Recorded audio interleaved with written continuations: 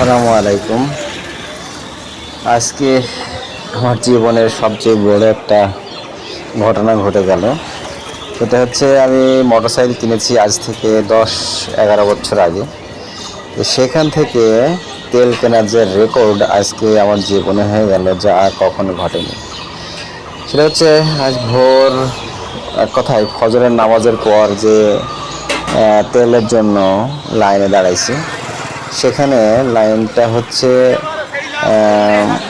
আমার সিরিয়ালটা হয় টোটালি গুনে গুনে দেখার পরে 335 নম্বর। কিন্তু যখন ঠিক পাম্পের সামনাসামনি আসলাম, তখনই দেখলাম যে তেল শেষ। তাহলে কেমনটা লাগে বলেন তো ভাই?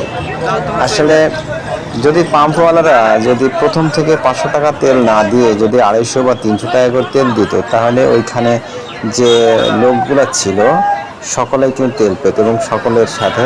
কিন্তু তিনারা সেটা না করে তিনারা করলেন কি, সকলকে প্রথম থেকে 500 টাকা করে তেল দেওয়া শুরু করলেন। পরিশেষে সেই এর মতো রবি ঠাকুরের যে সোনার তরী কবিতা আছে, সেই কবিতার মনে হয়ে গেল। সেটা হলো কি, ঠাই নাই ঠাই নাই ছোট সে তরি, আমারই সোনার ধানে গিয়েছে ভরি। তা আসলে আমাদের যে তেলের যে তরি সেটা অনেক ছোট, যার কারণে খুব তাড়াতাড়ি তেলটা ফুরিয়ে গেল। আর ঠিক যখনই সাধারণ জনগণ তেল পেল না, তখনই কিন্তু পাম্পে একটা হট্টগোলের সৃষ্টি হলো।